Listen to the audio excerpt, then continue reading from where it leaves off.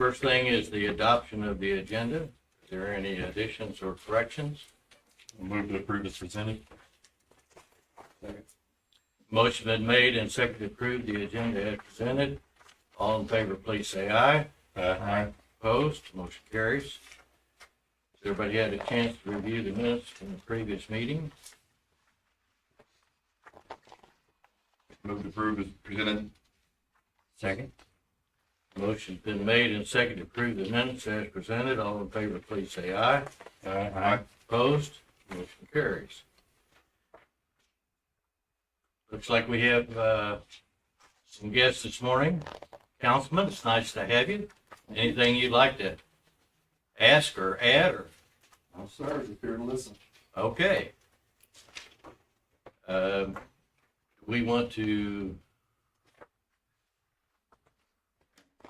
visit with Jim now, or You can do it now. Yeah, that's up to you guys. I think he's, Jared's second on the list, if you want. Pardon? Yeah, Jared's second on the list, if you want to bring it up then, or move him to the front, either ways. Let's go. pardon? Let's just do Doug. Just keep. Okay. We'll get to you. Sorry.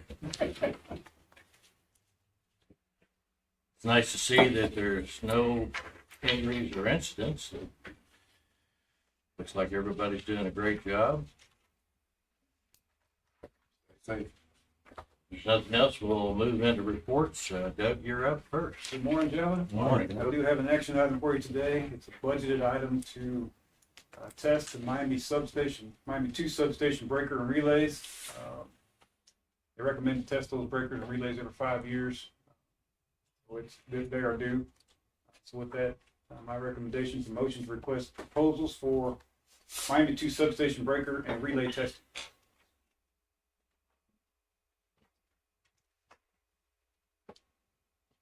I'd make that motion to request proposals for Miami 2 substation breaker and relay testing. Second. Motion's been made and seconded to request proposals for Miami 2 substation breaker and relay testing. If there's no additional questions, all in favor, please say aye. Aye. Opposed? Motion carries. Thank you, gentlemen. Not much to update. Contract tree trimmers are in town. Board Boyd Service is doing that for us. They've got 3 crews on site. We anticipate they'll move through the system pretty quick. So They're just going down our transmission lines? What's that? Are they just doing the transmission lines or? They're doing distribution. They're doing the whole Distribution. town. Yeah. Found several removals that we've tried to get over the years that people refuse, and finally got a few this year, so adding to the removals. So that's Was one of those on Odell Street? What's that? Was one of those on Odell Street?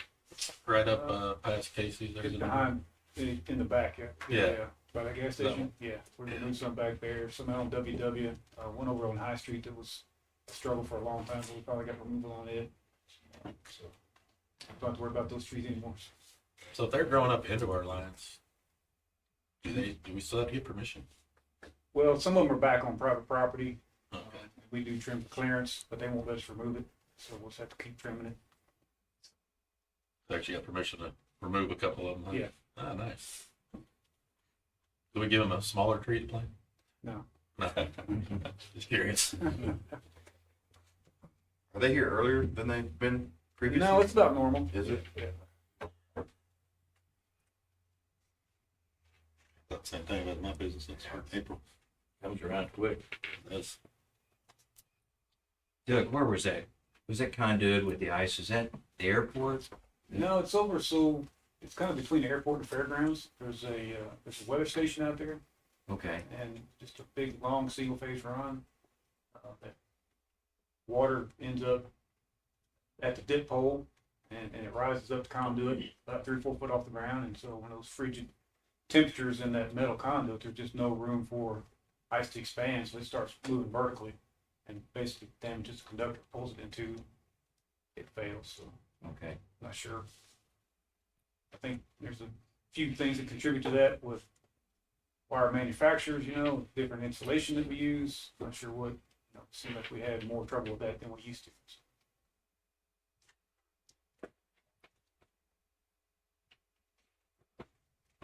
Any other questions for Doug? Thank you, Doug. Thank you. Jared, good morning. morning. We received a second change order from Bierman's on the recycle center boiler for $6,494.44. And Jim Bierman asked if he could come to the board meeting to speak to you guys. So turned it over to him. Raymond is gonna do most of the talking, because he actually did the talk.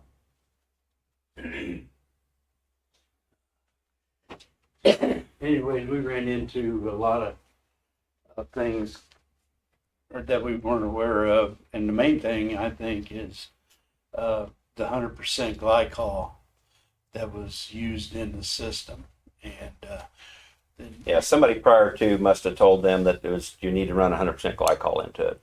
Well, we spent probably a day or more just flushing that out because I think the boiler was actually boiling it. It was the ungodliest smell I'd heard. I've been around a lot of smells, but this was terrible when we were flushing it. It was because I think it boiled that glycol in the boiler itself. Because I think there was not a pressure put to that boiler, and anytime you install a boiler, you've got to have a positive pressure going into it of 12 pounds. After we took and got it flushed out, it took us a day and a half to flush it out. Jim wouldn't have known that because of the system. We flushed all the lines out separately. We were still getting, even after we took and put the system in, we were still getting flakes of crap, and I don't know what it was. It more was like green, but from what I talked to the gentleman, the people over there, they said that the water originally came from the boilers from the power plant before they put the boiler in, the first boiler. And they evidently, there was maybe some solution or something in it probably to protect it that was in those lines too. But we took and got it all flushed out, got everything hooked up. There was a lot more to hooking it up because of the size of the boiler. We went from a 264,000 BTU to a 500,000 because evidently the one that was there was not working. And I think it was basically because of the install, because there was no pressure going into it. It was more of a gravity feed tank. So with straight glycol. And like I said, I've never heard that before because you don't put that in your car. And it's basically the same system, you're heating this water. But once we got it flushed out and everything, we went to installing the unit, and we had to move it from where it was at. We got it all installed, and then we had a problem with the gas pressure. The unit would not run because our gas pressure was way low. I mean, it would come on and kick itself right back out. We'd go from 8 inches of water column, which it takes 3.5 to run. You should have between 5 and 8 on your incoming side. When it would fire up, it'd shut that down. I mean, it'd go down to 1 and then back up. So what we ended up doing, finding out that we had 10 pounds, we were told we had 10 pounds of gas pressure. And Jared had told us that it was 10 pounds of gas pressure, which that's what he was told, I'm sure, from back. But we weren't getting our 10 pounds.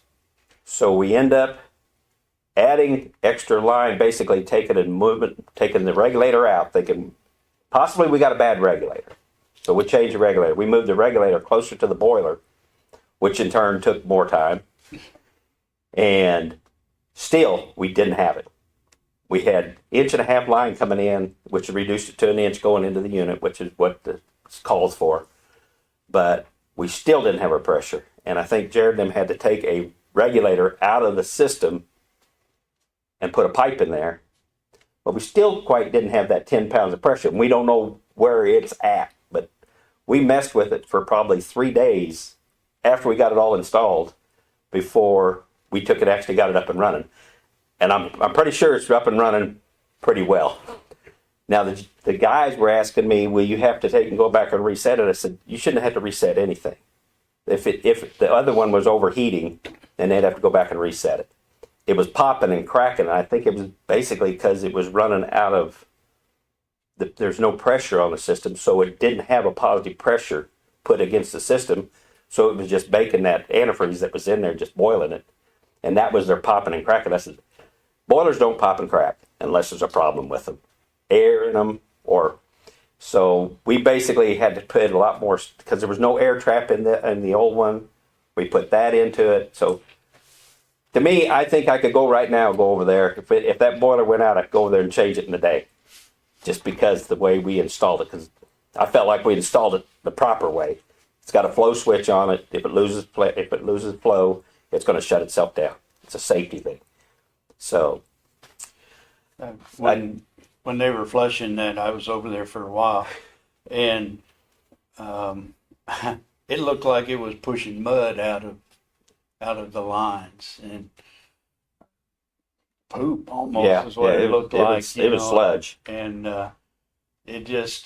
and we could see on the headers when we actually got the unit running that there was a lot of air that wasn't getting out of the system. Yeah. So all of a sudden you'd have no water because the air took up the space, but the old boiler would keep running, and I think that's probably.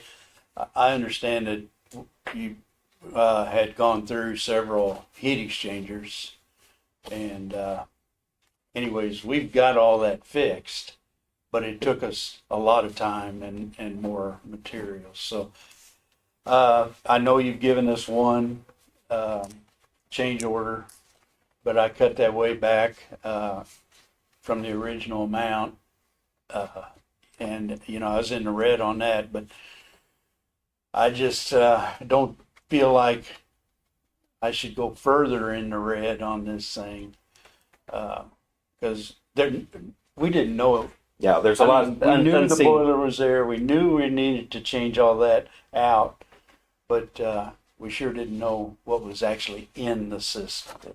There was a lot of unseen things on there that we wouldn't have known. I mean, even like the gas pressure, even like that Jared wouldn't have known it, because the only way we found it out was we took the regulator that was originally there and took it out, put a piece of pipe in, and run the regulator closer to the boiler, as close as we could get to it. So we were feeding the line high pressure down to it. We still didn't have it. It was like something's going on here. So we took a piece of pipe that we put in there with unions on it and put a T in there and checked the pressure there. And Jared was over there. Luckily, Jared and they were over there, and they see it and said, "We don't understand this. You can put your finger on it and hold the pressure back. And if it was 10 pounds, you weren't going to be able to just a 6-year-old could have held his finger over it. It had no pressure at all on it. It just." So then we went looking elsewhere. But the way the system is now, it's got a pressure tank that actually has got the solution in it. And I told Jared and them that it's a 30 to 35% mixture. As long as they look at that, it's going to pressurize the system just like you would do with in a regular house. You take and run regular water to it. I always call it our gentleman we talk to that we get our boilers and stuff from. He'll do all the loop system and tell you where you're supposed to go at. He'll tell you everything you need for it. In a house, you take and have a 12-pound regulator that regulates the water pressure down to 12 pounds, so it continuously has got constant pressure in the system. This is a pump system that's got the solution in it. It's a 17-gallon tank. They can look at it, and it pumps into the system. It keeps it at that 60. Right now, I think it's at 16 pounds, but it keeps it at that pressure. If it gets low, then we've got a problem. And we've added a little bit to it as we went, just bumping the air out, because there's also what they call an air scoop on there, that the air is going to get trapped there and then belch itself out. So if there's a leak in it, it's going to take, and we're going to drop in our pressure here. They can take and walk right in and look at it and say, this tank is, we've dropped a gallon, we've dropped 2 gallons. So I think it's a better system. And that was our boiler guy that we go through. He said he'd rather do it this way, being as it's possible those doors could be open. Because I think there's already one set of loops there. Nobody could tell me that I think are leaking. So they were totally unhooked before we even got there, which I figured they're got to be. It looks like they're the outside loops by the door, the main entrance that they come in. So that's where we're at. When you all first looked at this, I mean, you had the opportunity to go look at the existing system, Yeah. did you? Yeah. And was that you, Jim? Did you go look at it? Yeah, I did. Okay. So, and I've heard these things. Well, they came back and said, well, there wasn't a pressure tank, but that would have been obvious. You could have seen that. You could have understood that the thing was there. And then you talk about, you have a boiler person that you go to, is that correct? That, where you buy a package system from them? Well, we just buy, Well, what All I'm of- asking, yeah. so you have a person that's your boiler expert, I suppose. yeah, Did you involve that person? Did you Oh, did you yeah. maybe send them some pictures and say, here's what's here now, and I don't know kind if of we get sent their pictures. expertise about how to install this?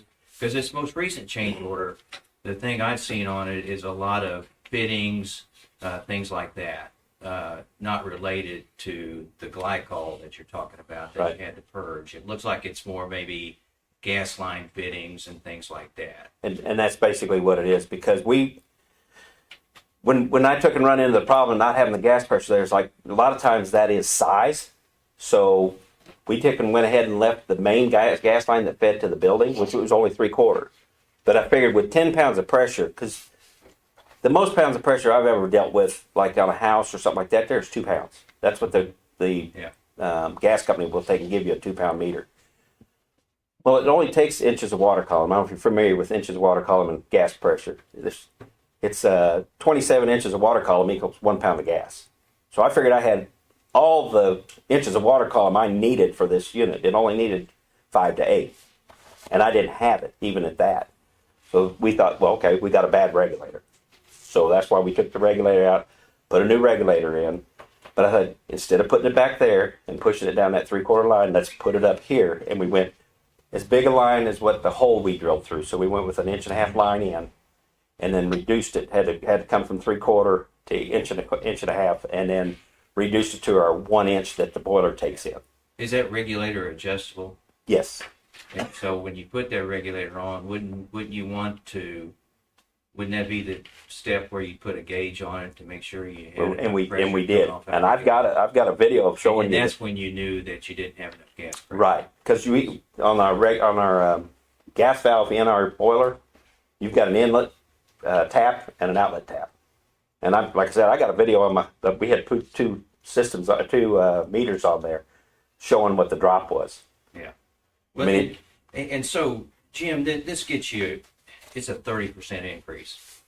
And if we'd have gone back, because there were 3 bids whenever it was first put in, whenever it was first submitted. So obviously we probably wouldn't have picked your bid if this is the number you'd have come with. they'd have run into the same thing. Well, maybe not. I mean, I know you say that, but maybe they were aware of. There was no way to run any, the boiler was shot. There was no way Yeah. to run it when we looked at it. Yeah, I understand what was there wasn't working. Yeah. But the loops were there, and that's probably the only thing that you couldn't observe was the loops under the floor, because everything else was open. It was easily accessible. So your original change order was like 10,900, Yeah, and now you're getting right back to it, right back at 10,900. that system was so wrong that we basically put a whole new system except for the loops. Except for the loop. I in the understand floor. that. I totally. And there was understand. no way to know that. Well, it was accessible. It was, and Jared had experience with it. He knew it wasn't working. He knew there were problems with it. You could have. Well, he didn't know, and I'm not saying anything bad about Jared, but He even didn't know work. the gas pressure. Yeah, And that we fought that for like 3 days. Well, that's the thing, Raymond. When you put the regulator on, that's been the first thing to look at when you put the regulator on, is make sure you got enough gas pressure. Right, and we took and put the regulator on, and we were getting our inches of water column. It just shut it down, and so then we went to checking further out after we put the new regulator on, new piping and all that because we'd run piping from the outside in. Because we moved the gas line down 11 feet, something like that there, from one end of the building or one end of the room to the other, because that's where our boiler was going to go at, and drilled a new hole. And so we thought we were going to have enough pressure there with the 10 pounds that we shouldn't have a problem with this, but we didn't have the 10 pounds. And that's unforeseen. That, I mean, Jared and them said they had to put a piece of pipe in there between the regulator, and then we still didn't quite have it, but we got it to fire. We got it operated after we took and did all the piping inside. So like I said, we'd already had the boiler hooked up with the line size that was there and everything with the regulator. And so, Well, Jared, wasn't the regulator that you guys had on the system? It was way far So away. there was a regulator in the pipe yard out by the truck scale that originally went to the power plant for the pilot gas. It was a 2-inch regulator. Right before that regulator, there's a gauge there. There's 12 pounds on it. And when we weren't getting the gas pressure down at the building, I called USDI, wanted to make sure with them there's nothing else in that line. So we took that regulator. We assumed that 2-inch regulator that was probably 50, 60 years old was not working correctly. So we took it out and just ran a straight pipe through there. Okay. Yeah. Hey, do you know on this change order, how much of it's labor? Quite a bit of it. yeah. But yeah, I've got some, I even called, like I said, I called our boiler guru, and he says, you're going to have to talk to Tech. And I called Tech, and Tech says, you don't have the pressure you need. I said, I understand that, but where am I losing this? He said, you got to be losing it prior to. And I said, oh, I understand that too. So he said, I can't help you any further than, he said, it operated at factory. I said, yeah, we can see that on the fault code because it'll tell you how many times it fired. Well, we had like 75 non-firing codes on there, trying to work through, find out what was trying this and trying that, trying this and trying that. And once it up and operated, then the guys had the thermostat at like 60. I think they finally put it at 60 or 55 or something like that there. And it operated smooth. Now it took a little bit to get there, and then I called them back up and asked them, what do you recommend for temp as 4 temp? And they don't recommend running it any higher than 140. We've got it set at 130, 135. And that's what it's running at. And but I think the glycol in there with it, basically I think that's what ranked the other boilers. It's just the straight glycol and not having the pressure on it, not having the pressure to the system. Is what probably ranked the other boilers. yeah, I came up with roughly 50 hours, but that times 3 people. So it's 150 hours of additional.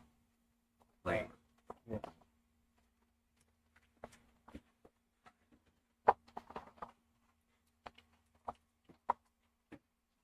I'll sit down. I'll Excuse me? let the other members do any. Oh.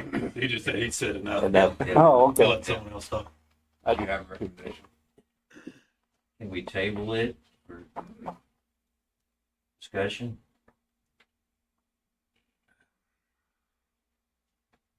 Is there any room to negotiate, Jim?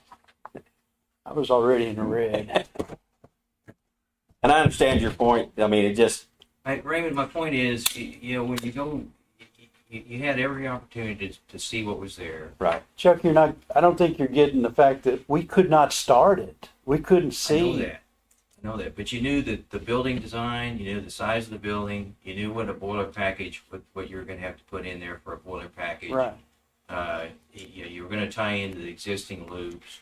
I guess just my experience working with contractors, change order was always a bad word for me. 2 words, but anyway, boy, I just As the contractor on the other side of you, I 100% understand what they're saying. And, and I understand your point. It's like we put that one there in. It took us, I don't know how long we took and put one in another place that was a 450,000.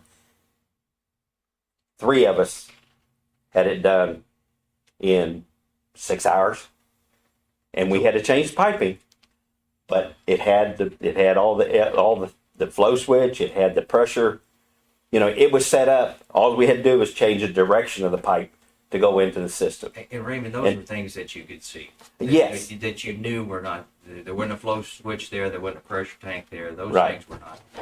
And there was, And hopefully you wouldn't have planned on putting the same pressure tank back in anyway, even if there had. and see, when I got over there, I didn't know that it was a gravity feed tank. I thought it was like a pressurized system coming into it, but then they said, no, you just fill the tank up on the roof, up on the ceiling here, and it gravity feeds down. I said, you're not getting enough pressure on the system.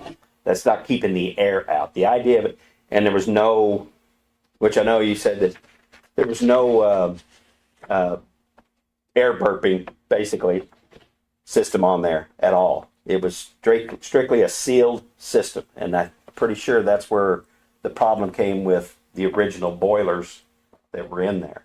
Was it wasn't quite installed like it should have been. This is from MMU when this whole thing started. Marshall Municipal Utilities requesting bids to replace a radiant floor heating boiler located at 765 West North Street. The area involved is approximately 9,500 square feet. The 5/8-inch tubing in the floor covers roughly the outer 20-foot perimeter. The new system shall be properly sized for the area and adhere to all industry codes in order to consider safe, reliable, energy efficient. Bids shall include demolition, removal, and proper disposal of the old unit. We did that. I agree. But you had, I mean, we went, I feel like we went over and beyond. And we checked with Jared as we were going. He came over there and like Raymond said, and he saw the crap coming out of the system. And I don't know. I just, I don't, honestly, I don't feel like you're being fair with this. So that's where we're at. I really could use the help. I mean, there's not, you know, if the board says no, I guess I'm just screwed. So, I mean, been in this business here in Marshall for about 45 years. And that's a good point, Jim. And as those other bids, you know, because we always want to look at that. We always want to keep it local. And you're, you know, obviously you were local. You know, that, I think that added to it was that's you know, because we I appreciate select a vendor, a local vendor. Well, I don't, there's nothing else we can say. Is there a recommendation, or do you want to table it for further discussion, or, you know?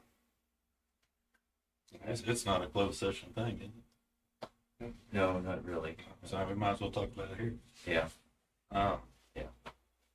No, I'm in favor of taking care of a local vendor on some stuff that he had no idea was in the system. And I get it. I mean, I hate change orders as well. I deal with them all the time, and I absolutely hate bringing them to anybody. And you don't do it until you really get back into a corner where you have to try to recoup some of your losses.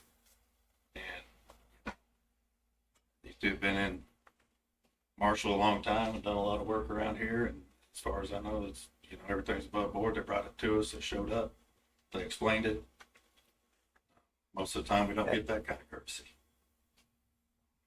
Like I said, I think to replace that boiler today, I can go over there and replace it in 8 hours easy. I've been around your work for 27 years now, right? Yeah. I kind of working on you. So you got a functioning system over there that you're happy with, and there won't require any more visits or anything, right? As of right now, yeah, it's been really good. And those boilers are great. I've installed over a dozen of them, I know, in my 14 years with Jim. And each one of them are a little different, but they're still a boiler. And if you don't install it properly, you're just asking for troubles. And I feel like that one's installed properly. Yeah, personally, but that's just me. What was the fix on the gas line? The fix on the gas line, I think, was the basically taking that regulator out, and then also we'd increased it, just thinking maybe we're squeezing it down so much we're not getting it out of there. You know what I mean? So hence moving the regulator down from where it was originally. We were going to use that regulator. We moved it down 24 feet from where it originally came out of. But I think the taking of the regulator, we still didn't have it then. Like I said, we moved it. We still didn't have it until Jared and them took the regulator out of The old regulator. out of the system. That original 2-inch regulator. Yeah. Yeah, they had, Because- it's I kind of think like, there was something wrong there. Yeah. And that was also right after USDI did all the changes for the new energy center, which would have affected all that line. So I don't know if that process had done something to that old regulator. But yeah, once we took that regulator out, and just ran a straight line through it. So devil's advocate, when we get the energy center online, what's that gonna do to, I shouldn't change anything. shouldn't change anything? Okay. It's downstream. yeah, it's a, Oh, it's downstream? It's downstream. yeah, it's a two regular, there's, your high pressure and your low pressure regulator. So, that's what's on there now.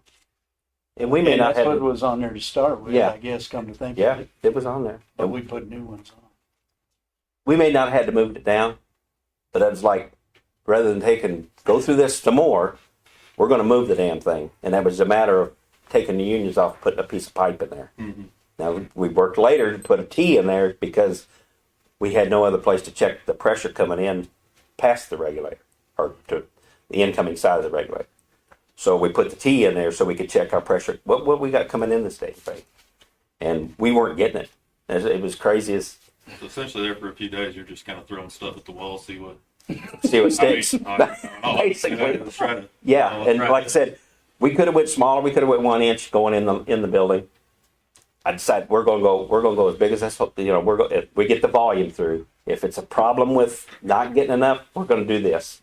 So we basically belled it down and put 1 inch or not 1 inch, but 1.5 inches all the way through the wall to as close as we could to the unit to our shut off in there, and they had to bell it back out and go to the 3/4, which was what the regulator had coming into it. So, I mean, it was like, we're not going to do this again. We're not going to go through this and keep doing this. Which originally we had it run straight through and in, figuring that we got all the gas pressure in the world. We got 10 pounds. We should be fine. And we weren't. Why did you wait so long to put a gauge on it to see what your pressure was? When we Why had did you trouble go with through this. when we had trouble with it, we had a gauge on it then. Because you Okay. still got to set your gas pressure. We do it on furnaces. We do it on. You set the gas pressure. That's when we started running into the problem. It's like, where are we losing it at? How come we're losing it? We're not getting our gas pressure we need. We're not getting our inches of water column at all. And so that's when Jared and them come involved in it and said, it's not here. We're not getting it here. And just, But it I was mean- there. It was there, but then as soon as you tried to start it, it all went away. Yeah, it all went away. Yeah. We get our inches of water column were there. We're good. And it just, you see it just fall off. Like I said, if you need to see a video of it, I can show you a video of it. Because I took, Jared and them were there when I was taking it. Like, watch this. It's so quick. It's just, back up. Yeah. Because just so you understand, in my past position, when people brought change orders, I had people I had to answer to too and say, why are you getting this change order? What's it all about? Yeah. Well, that's that's what why we're here. trying to do. Yeah. And sometimes I didn't get it. Yeah. We don't, when we get ready to fire it up, we take and put the meter on it, whether it's a furnace or whether it's a boiler, anything gas. We put a meter on it right then, find out what we got coming in and what we got going out. Because most of the time we have to adjust them. Our furnaces come in with like, could be upwards of 4 inches of water column. Well, the best rating is 3.5. So we'll adjust that regulator down to 3.5 so you get your most energy efficient out of it. And that's what we did on it. First thing is like, there it is. We're good. And it fires up and it drops it like just instantly. And then it shuts off. And I don't know how many times, like I said, 70 some times we were change this, change that, change this, change that. And it all worked back to I don't know if it's a combination of everything, But no, the regulator had to be it because it seemed like that took care of our problem taking the regulator out of line that was over by the scales. because it's, as far as I know, it's still operating and running. Well, let's make a decision. Yeah. I got one comment, Jim. I think that we're very fair to our contractors and, Yeah. and vendors, okay? But Chuck's right, we're entitled to ask the questions Sure. to come it up. But along with that, I will make a motion to approve the second change order to Beerman's Heating and Cooling for $6,494.44. A second. Motion been made and seconded to approve the second change order for $6,494.44.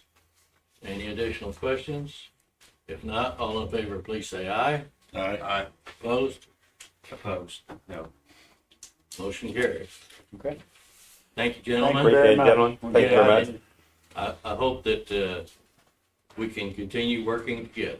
Yeah. Well, and that boiler should last a long, long Yeah, time that- without that air getting in there and all that stuff. So, I mean, we've taken out boilers. I took out a boiler years back. It was in Lyle Hardware. And, everything, it was still all original. So, they last a long, long time. So, Yeah. a lot of people probably don't know where Lyle Hardware. I do. But I don't remember it. I do. So anyways, we'll get out of your hair. Thank you. Thank you so much. I Yep. appreciate it.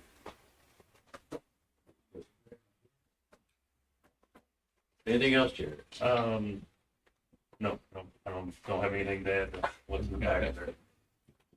We don't want to grill him anymore? You can. Thank you, Jared. Jim? Morning. Morning. Hi, Jim. We've got some junction stuff this morning. First thing, we've got the bids we sent out for plowing, installing conduit down in the southeast corner of the junction. That would get to Love's and the wastewater facility and the visitor center. Those bids came back. The lowest bid was $50,000, which is higher than expected. But of that $50,000, about $32,000 of it was get across two 300-foot creeks because of the rocks. So he had some details in there. We think we can save a lot of money by setting a couple poles and going aerial across those two creeks. There's a little bit of slopes and banks and things like that to get around, but we think we can get in there and set some poles. So I don't know if he'll take the full $32,000 off of that, or if we can. I'm sure he'll need some buffer in order to make his profit or whatever. So I'd like to negotiate with him to get the conduit down at the junction.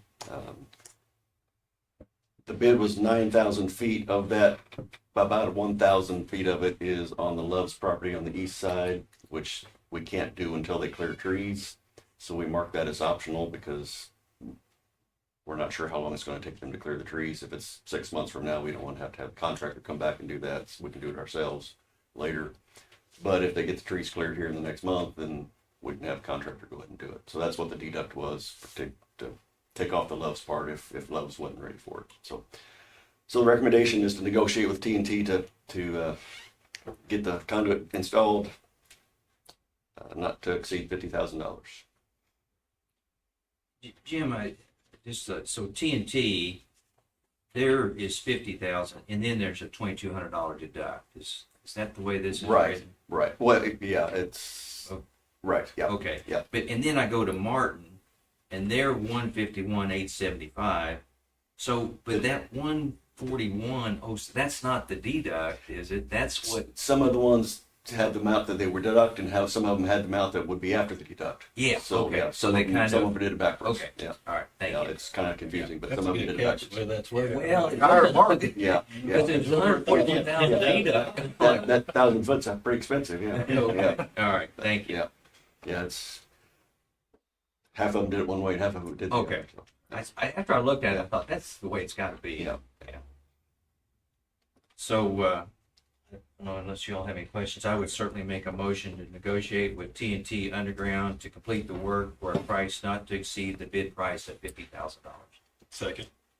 Motion has been made and seconded to negotiate with TNT Underground to complete the work for a price not to exceed the bid price of $50,000. There's no additional questions. All in favor, please say aye. Aye. Opposed? Motion carries. Thank you. The casing under the highway, I-70, we rejected bids and voted to rebid. Since then, the county has decided that they're gonna need that themselves for their purposes, and so they're gonna take over that project. And so we don't expect we'll need to rebid that at all. So we'd like to get the board's consensus that since our motion was to rebid it, we'd like to get the board's consensus that we're not going to rebid it. We will be getting a quote from their contractor for the adder for what they're gonna have to add to what they bid the county for just the sewer pipe. I know that's gonna include about $4,000 worth of spacers plus their labor. So it'll probably be, well, I don't know where it's gonna be yet, but they're supposed to be getting us a quote for the adder for doing the work. But anyway, so we'd like to get the board's consensus that we don't need to rebid that since the county's gonna take over that. That's good with me. Yep, I'd be agreeable to that. All right, thank you. Other than that, we're back to blowing fiber. I think we got almost 6 miles blown in last week, and it was too frozen to do any digging, so we spent all week blowing fiber, and I think we're blowing in another 1.5 miles or so today. So back to business as usual. Happy to answer any questions if you got them.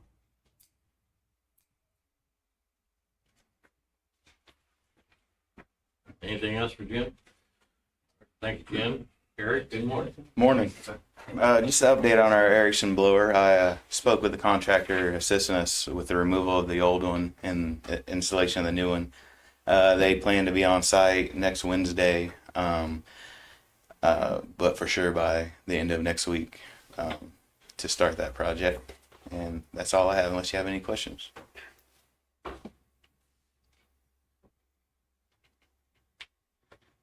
Any questions? Thank you, Eric. Travis, good morning. Morning. Don't really have much to add other than what's in the packet, but we'll answer any questions.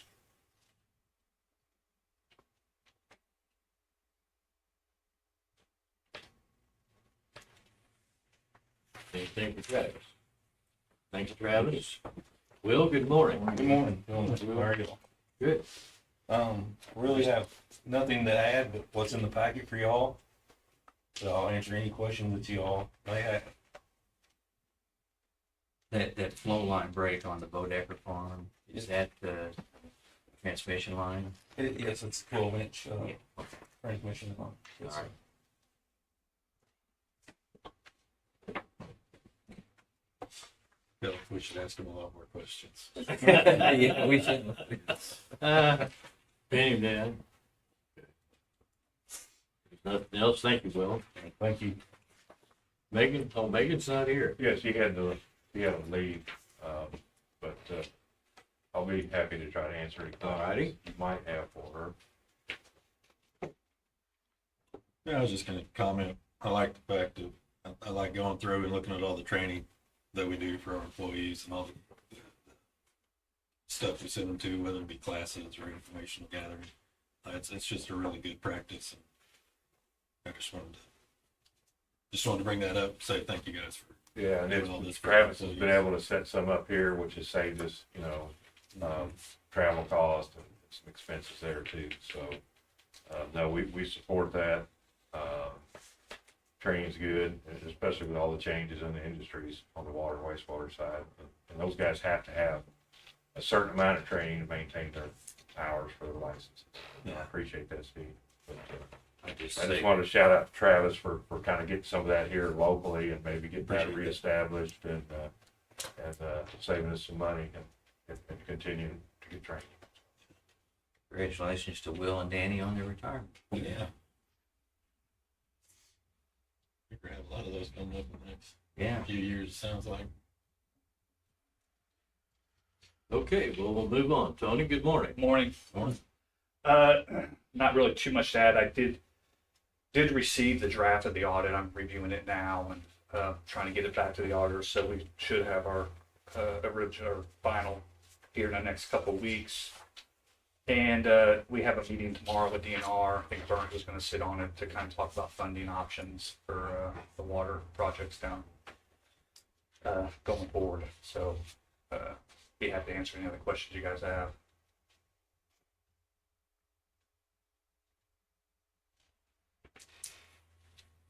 Anything for Tony?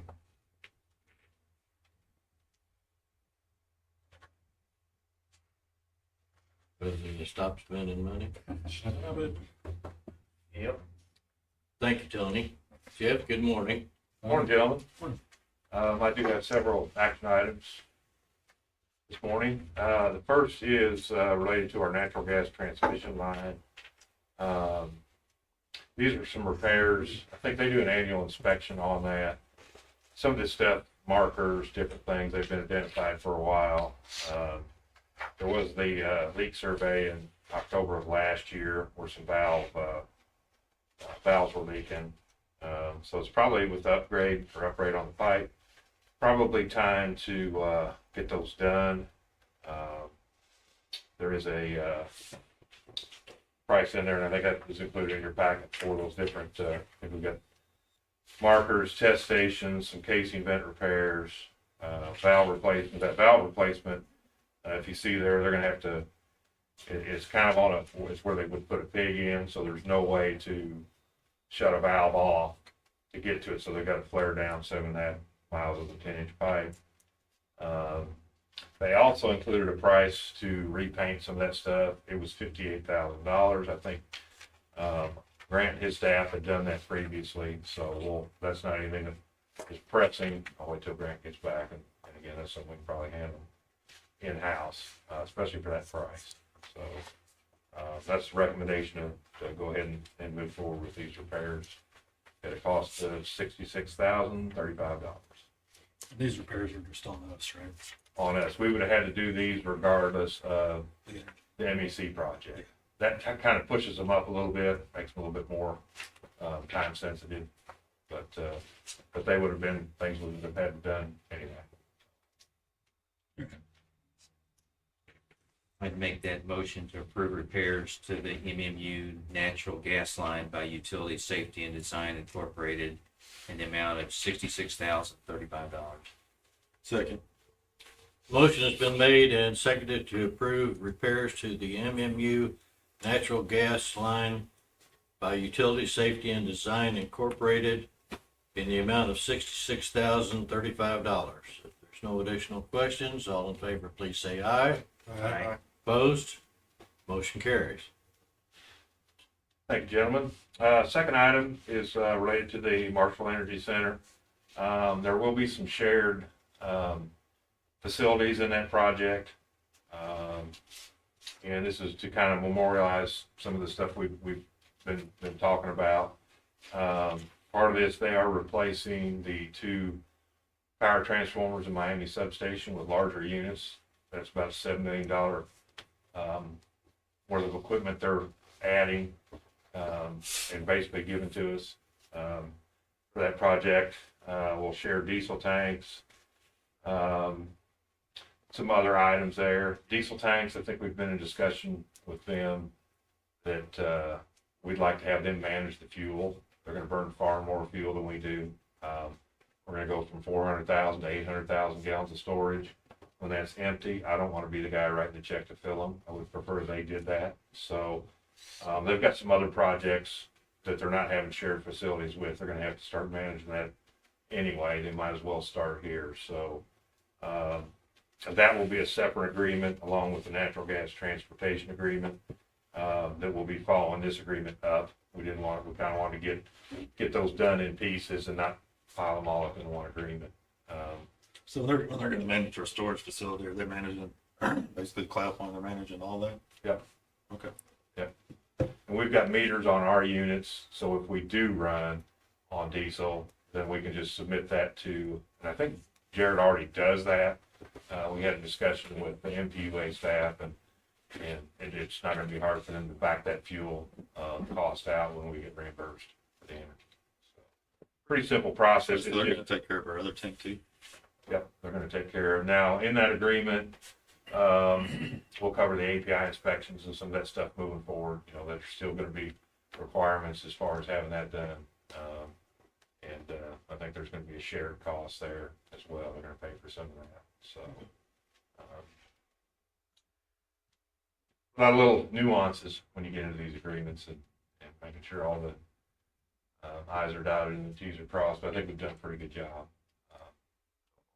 Are you gonna try to get this to the city council meeting next week? Yes, Okay. we won't need 2 readings. We can go ahead and run it through the normal process. And has the city attorney had a chance to look at the agreement yet? She has. I don't think we've heard back from her. She's had it for a little bit. Okay, But, yeah, just make sure it's been pressed. that and then the ordinance, I think Jennifer shared the ordinance. We went ahead and drafted the ordinance that, Okay. that they will need for that as well.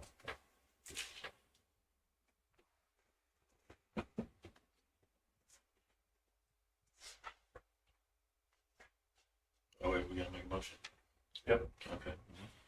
Make a motion to approve common facilities agreement with the Missouri Joint Municipal Electric Union Commission, MUD, and request the city council to authorize the mayor to sign the agreement. Second.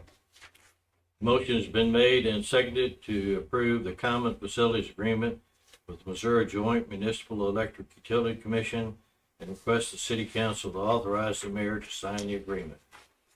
If no additional questions or discussions, all in favor, please say aye. Aye. Opposed? Motion carries. Thank you, gentlemen.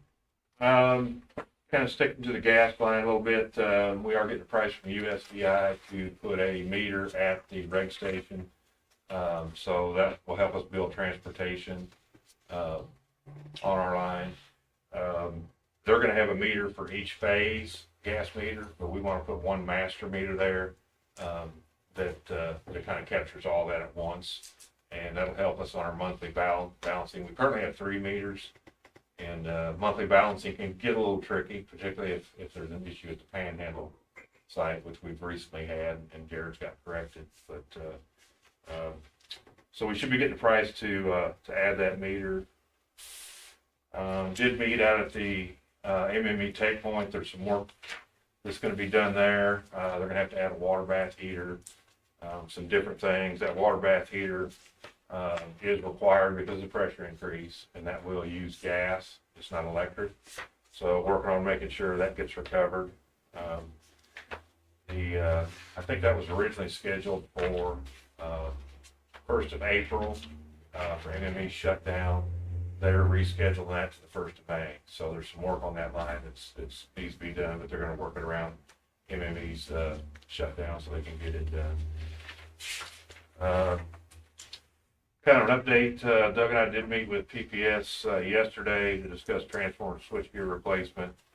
Right now, I think we're going to move that back to the fall of 27. So we have the emergency tie available. I think that will make that project go a little bit safer. Doug's checking on switchgear storage, or, you know, we're probably going to have to, it's going to get delivered in March. We're not going to install it probably till fall. So I think we're going to circle back in about a month. I know they're checking on some loading, still waiting on transformer drawings. Make sure that when you got 2 parties, we're getting switchgear and they're getting the transformer. We want to make sure that we can connect those 2 without much trouble. They're evaluating the existing foundation, and then they're going to have to redo the oil containment in there as well. So we're far enough ahead of that, but a lot of stuff that working on there as well. And I just wanted to mention, I still haven't heard anything back from the city on a work session. So as soon as I do, I'll be sure to let everybody know. We got your councilman there. Hey, we need a work session. Okay, consider it scheduled. Just let me know. This is the guy that'll get it scheduled. I kind of figured that. One more item, the January moped bill. I think I'd kind of let you guys know. We heard at the moped meeting that cold weekend had a significant impact on our bill for the month, and you can certainly see that. So let's hope we don't have any more of those for a while. Can you explain why that happened? Why gas goes up? Supply and demand. Supply and demand. Yeah, And, maybe not everybody out in the internet world knows what happens to us. yeah, if you don't have a firm price, which, you know, you don't have a firm price because you don't know you're gonna need to run. I mean, you can't, nobody knows what the weather's gonna do. And so all power that is generated is sold into the market. Even if we have these turbines here, when MEC gets those, online, all that energy is sold into the market. And then all the energy we use is bought off the market. So when those costs go up, I mean, we're paying market rates for energy. What you will notice on the bill is our capacity side. So the bill is two parts now. You used to have one power plant to carry your capacity, your energy, all that. Well, now you've got capacity resources and you buy the energy off the market. So if you look at our capacity costs, because the revenue went up for those units, our capacity costs went down. So that's kind of our hedge against the market. Had we not had that, it would have been worse. The gas went from $3 an MMBtu to 70, and market prices. I think at one point they were $400 a megawatt hour. You can see our monthly all-in was 88, which is about double what it normally is. And that was caused by 2 days of cold weather. Market prices just go, and that's, we don't have coal. The other dispatchable resource is natural gas, and there's a lot of volatility in that market. I think when we get some of these projects we have, everything that they're putting in from this point forward is going to be dual fueled, so you have a little bit of a hedge there. If gas gets high enough, then obviously you go to diesel. And but they got to give us permission to do that, right? So what, like this weekend, or the weekend that it was cold, we kind of look at the weather. Our units, Jared communicates with them, we put them in the market on diesel. So you kind of. So you can elect. You can elect. Okay. Right. Because he's received a notification from Panhandle, if you don't have gas nominated, you can't have it. Yep. So that's when they contact the market, and said, hey, we want these units in, they're on diesel, and here's your price. Because the market dispatches lowest cost first and works their way up. And that's when you get an event like that, it's all hands on deck. They don't care what the cost is. Mm-hmm. It's, they're that close on capacity that, you got electric heating, you've got, a lot of wintertime peakers going on, and, the cost just gets driven up. And we're fortunate. I did get a call from a neighbor utility. They're still paying for Storm Uri, and they're going to probably elect to take a 9-month payment plan here. Yeah. And he didn't go to the MOPEB meeting, so he was a little shocked when he got his bill. I said, yeah, they talked about that 2 weeks ago, and hopefully you could encourage me to go. But I don't want to do this. Until they get something besides natural gas, that's unfortunately the world we're going to live in. Like I say, we do have a hedge with some of our resources, but not enough to cover all the costs that we incur for an event like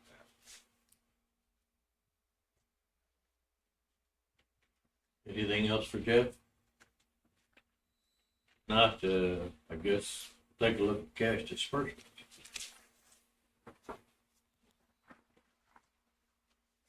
And really, then the power bill makes up the bulk of this, of our bills. I did see SOA billed us. How do they build on milestones or just, like it said 38%, so I guess I just was. I guess I'm not sure how they can make that percentage. It's a total of 351 that. Yeah, it's probably on work performed to date, and that 38% is probably where they're at. In that percentage of the total amount that we agreed to with them. Okay. We're starting to get quite a few meetings set up with them as well. We got a pretty good budget meeting with them. Just a little bit of an update on that. We did remove, the budget's going to be tight. we did remove one of the drive-through lanes after some discussion. You know, we're offering more online payment options and different things. So, you know, we kind of felt like we're moving away from having people use the drive-through, and really didn't feel like, you know, after talking to some of the staff that work at banks, they said, well, everybody wants the first one. So we thought that was some cost savings there if we did do that. I think it was like 100 plus to renew it. So, No, that makes a lot of sense. Yeah. And there's a lot more options now. When's the next meeting with them? Oh, next week? Next week? I think the 25th is some design type meetings, and then the week after that, There's like a layout, first like week with of staff, March is, like the CSR staff to kind of go through the layout of what. and I think the first week of March is a couple meetings with the engineer types. Yeah. Okay. You wanna go? Huh? You wanna go? Yeah, I couldn't attend the last one. I kinda like you to go. Okay. Go hold your feet to the fire. Yeah. Chuck's good at that. He is. We do pretty good too, though. We were, like I say, we had a good discussion with them, and we know we're gonna have a tight budget. You know, I think there was some low-hanging fruit there with that second drive-through, and we'll continue to look for those opportunities and do our best to get this done within budget, which is gonna be a challenge. I mean, it's just the world we live in, but, I think it'd be beneficial for us if you did go with your background. Yeah, To kind of circumvent enjoy the it. questions. Sitting in on it. I think the one, the 25th, will be kind of getting into the weeds on some of the functionality and design type stuff, Okay. a boardroom of the CSR area and some of the non-standard office type spaces. If I can, I think I can make that too. Okay. yeah, when we get to the boardroom, we'll probably want some feedback. Yeah. For you gentlemen on kind of how, you know, I think we had 3 options there. You know, do we want to just open with tables like we have here, or, you know, a little bit more fixed furniture or that kind of thing, but, How that relates to technology and screens that we can't see and things like that. yeah, we get to that part, I think it'd be nice to have at least 1 or 2 board representatives there to provide some feedback. I would make a motion to approve the cash disbursements as presented. Second. Motion's been made and seconded to approve cash disbursements. If there's no other questions, all in favor, please say aye. Aye. Opposed? Motion carries. Next board meeting is scheduled for Wednesday, February 25th. Does that suit everybody? Yeah, works for me.